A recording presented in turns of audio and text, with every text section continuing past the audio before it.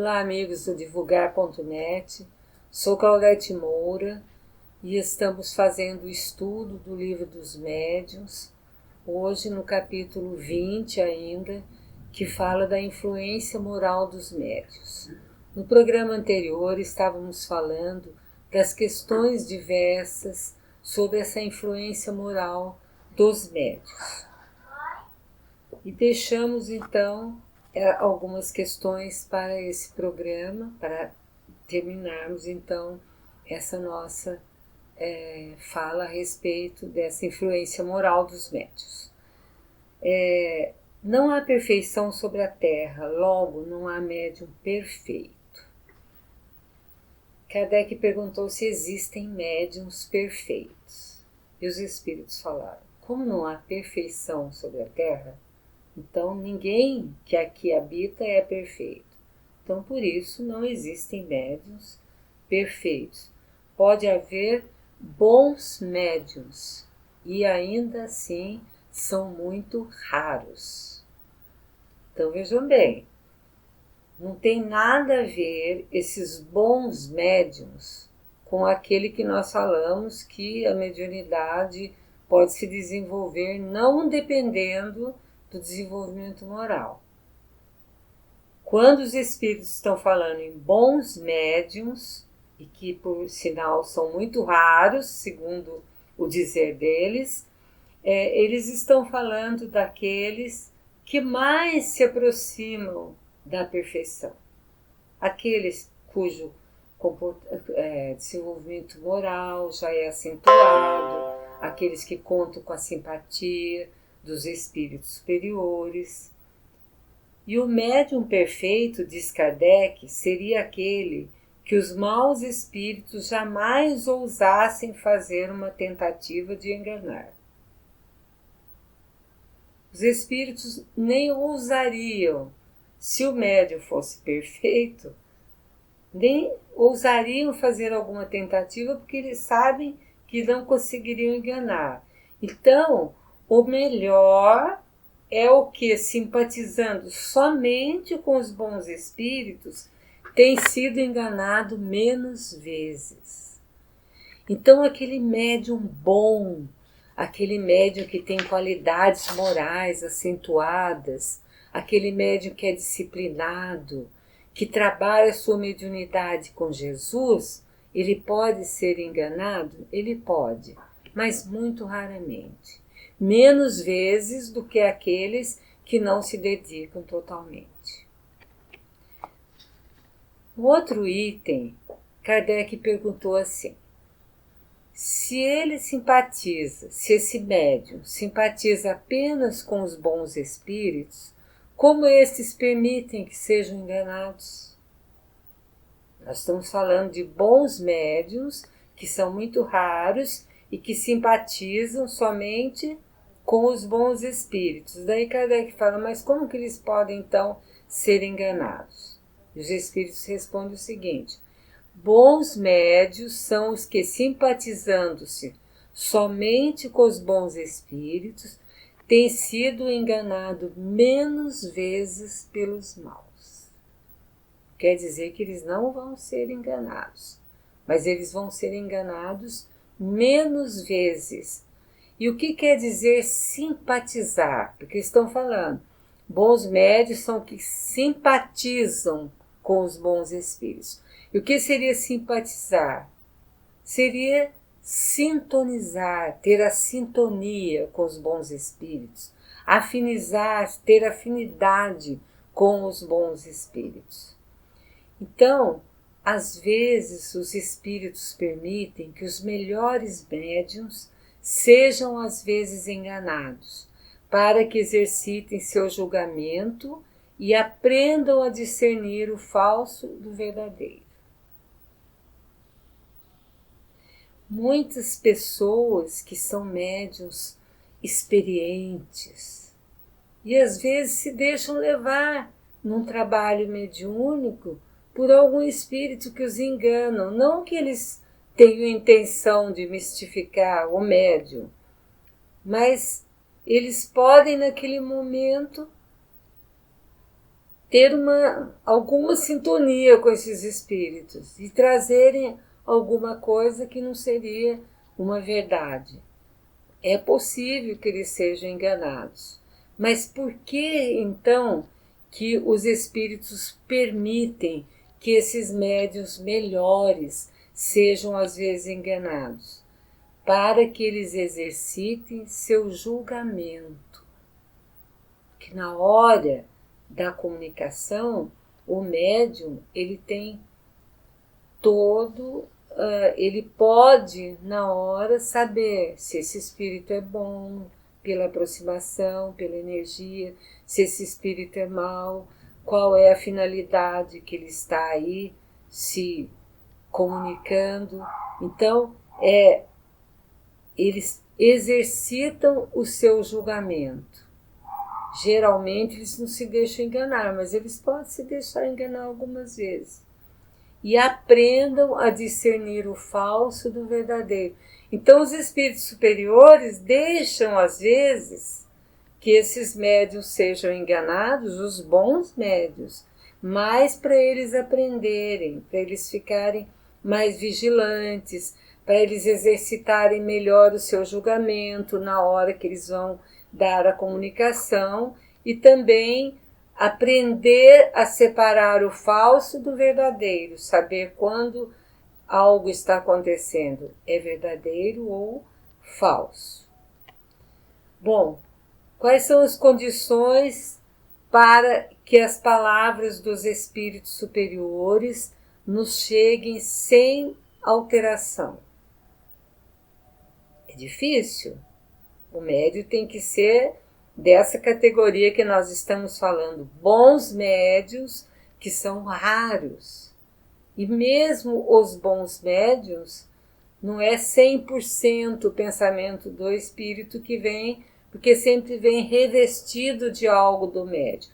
Mas quanto mais o médium se aprimora no seu desenvolvimento, na sua disciplina, no seu desenvolvimento moral, ele vai influindo menos na comunicação. Então vai ser muito mais do espírito do que do médium. Então, quais são as condições para que essas palavras desses espíritos superiores nos cheguem sem alteração? Primeiro, os espíritos falam, desejar o bem. O médium tem que desejar o bem, sempre. E também repelir egoísmo e orgulho. Então, ambas essas condições são necessárias para que cheguem até nós, sem alteração, as palavras que os espíritos superiores querem nos trazer. Podem chegar na alteração assim, na maneira de se expressar, que o médium vai colocar a sua forma de expressão, as suas palavras.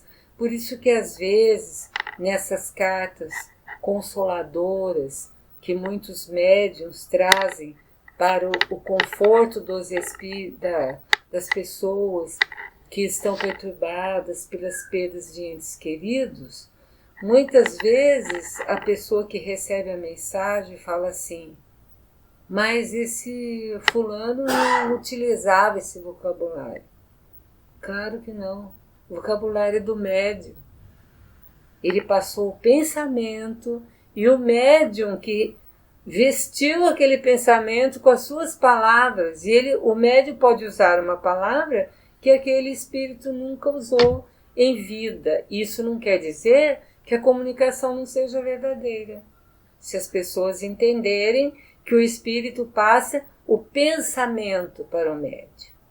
Então, duas condições para que essas comunicações dos bons espíritos, dos espíritos superiores, cheguem para nós sem alteração. O médium tem que desejar o bem e repelir o egoísmo e o orgulho. E Kardec e o espírito que está respondendo escreve o seguinte: a luz chega sempre ao que deseja receber. Aquele que deseja esclarecer-se deve fugir das trevas, e as trevas estão na impureza de coração. Então, aquele que deseja receber a luz, ele sempre vai receber. A luz vai sempre chegar até ele. E aquele que deseja esclarecer-se, ele tem que fugir das trevas, ou seja, fugir das coisas ruins. Mas aqui o Espírito está falando que as trevas estão na impureza do coração. Por isso que Jesus fala que nós temos que limpar o nosso coração. A condição para se ver Deus é ter o coração puro. É claro que nós não vamos ver Deus com os nossos olhos físicos, mas sentir Deus, sentir a presença de Deus pela sua criação, através da sua criação.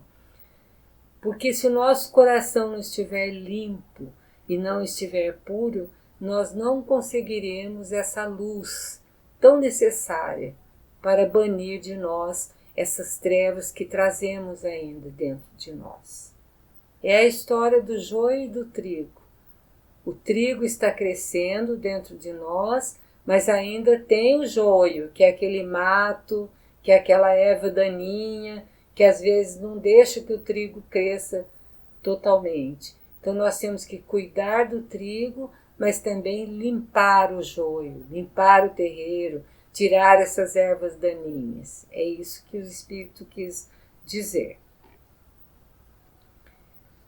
Também continuando, os Espíritos falam: livrem-se de toda vaidade humana os que desejam esclarecer-se.